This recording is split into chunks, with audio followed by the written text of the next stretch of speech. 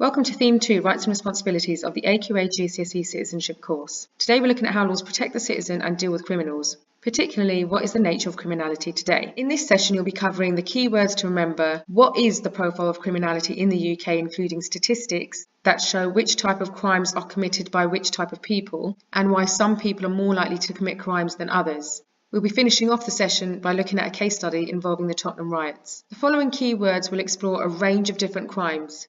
You do need to know about the different types of crimes that exist. You may know a lot of these already. Violent crime. This is violence against the person, which can range from murder, manslaughter, or a knife attack to common assault. Robbery. This is an offence in which force or threat of force is used either during or immediately prior to the theft or attempted theft. So for it to be robbery, force doesn't necessarily need to be used, but a threat of force is sufficient enough. This must exist either during a theft or immediately prior to the theft, or even attempted theft. Sexual offences and intimate personal violence. Under the Sexual Offences Act 2003, these are recorded as two groups. Rape. A person commits rape if A. he intentionally penetrates the vagina, anus, or mouth of another person with his penis without their consent. Before I move on to B, let's discuss this in a bit more detail. Only males can commit rape because they're the ones that possess a penis. However, males can rape other males and can rape females. Under the eyes of the law, females cannot actually rape men. However, females can sexually assault males. B. The other person is under 13 and therefore doesn't have the capacity to consent. What this means is that if someone is 13 and has given permission for someone else to have sex with them, it will still be constituted as rape. This is because the law believes that a 13-year-old or anyone younger has not got the capacity to consent. Sexual offences and intimate personal violence also include other sexual offences. This refers to all other sexual acts not covered in the definition of rape. So this includes sexual assault. Theft offences. This involves burglary, offences against vehicle owners, theft from the person, bicycle theft, shoplifting and all other theft offences which don't involve force or threat of force. This is how theft is different to robbery, because robbery involves force or threat of force during or prior to the theft. Fraud. This is an act of deception intended for personal gain or to cause a loss to another party, and includes things like using another's credit card and internet and insurance deception. Hate crime. This is any criminal offence which is perceived by the victim or any person to be motivated by hostility or prejudice. Prejudice involves the negative views of another individual, usually based on stereotypes. So hate crime can cover racism, homophobia, sexism, disability discrimination, religious discrimination, etc. Antisocial behaviour. This includes nuisance, rowdy or inconsiderate neighbours, as well as rowdy behaviour in public, e.g. vandalism, drinking alcohol, graffiti, fly posting and intimidating other members of the public. Criminal damage and arson. This is the intentional or malicious damage to the home, other property or vehicles. Arson includes setting buildings or vehicles on fire. Environmental damage. This includes littering, dumping rubbish and abandonment of cars, prostitution-related activity, begging, misuse of fireworks, inconsiderate or inappropriate use of vehicles. Other crimes also include drug offences, possession of weapons and public order crimes. Please make sure you know the difference between the types of crimes provided and make sure you can give examples of each one. We've just looked at the keywords to remember. We're now going to look at the profile of criminality in the UK. Profile of criminality in the UK. What does that mean? A profile of criminality in the UK has two aspects: the type, range and number of crimes committed, the nature of the persons who commit these crimes. What this means is that a link is trying to be drawn between the type of person who commits the crime and the type of crime that is committed. We're going to be looking at statistics regarding this. There are many factors why someone may commit crimes. These include environmental, social and psychological reasons. And we'll look at this in a bit more detail using the 2012 report. It was a government report called Prisoners, Childhood and Family Backgrounds, and it looked at the past and present family circumstances of 1,435 prisoners. These prisoners were sentenced in 2005 and 2006. Here are the findings. Just be aware that there are a lot of statistics and you do not need to know the statistics inside out.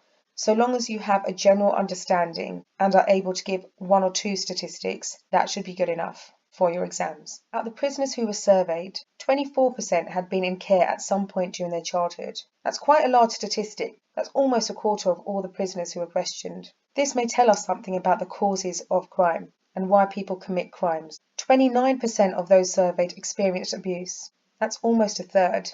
41% of those questioned had observed violence in their childhood home. Again, a huge percentage, giving us an idea of why some people may commit crime. 37% of those surveyed had family convicted of crimes. 18% of them had a family member with an alcohol problem, and 14% of them had a family member with a drug problem. These are higher percentages than the national average, which may lead to some of the reasons why certain people commit crimes and others don't. 59% of those questioned had truanted, also known as bunked, school. This is over half of those who were questioned. 63% had been suspended or temporarily excluded from school. Again, much more than half of those questioned.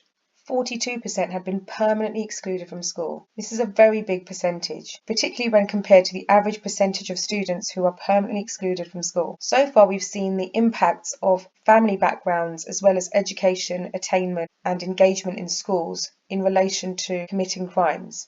Now we're going to look at gender and sex. The percentage of females sentenced by the court in the UK was 24%. The percentage of males sentenced by the court in the UK was 76%. Those who committed theft as a first-time offence for female prisoners was 15%. However, those who committed theft as a first-time offence for male prisoners was 9%. So theft is more likely to be a first-time offence for female prisoners than it would be for the male prisoners. 5% of the prison population is actually females, which means 95% of the prison population are males. The types of crimes females and males commit can also be very different. For example, a male is more likely to commit crimes such as murder, rape, and other sexual offences. We're now moving on to age groups and the impact age has on crime and the types of criminal acts committed. 50% of robberies are committed by under 18-year-olds. 33% of burglaries are committed by under 18-year-olds. In terms of total offences, so all of the different offences added up together, under 18-year-olds are responsible for 23% of those. As you can see, there's a range of different statistics in relation to age, sex and gender, education background, and family life. All of these factors can impact on an individual and the likelihood of them to go on and commit crimes, as well as the type of crimes they would commit. We've just looked at a range of statistics covering the profile of criminality in the UK. We're now going to move on to look at a case study involving the Tottenham riots. The Tottenham riots in 2011 occurred between 6th and 11th of August, when thousands of people rioted in several London boroughs and in cities and towns across England. The resulting chaos generated looting, arson and mass deployment of police and resulted in the deaths of 5 people. Peaceful protests started in Tottenham, following the death of Mark Duggan, a local man who was shot dead by police on the 4th of August. It's worth noting that these peaceful protests were actually conducted by Mark Duggan's friends and family and local residents in the Tottenham area. However, these peaceful protests turned violent and were not the intention of the family and friends and the local residents who were peacefully protesting in Tottenham. This violence, conducted by others, led to nationwide riots.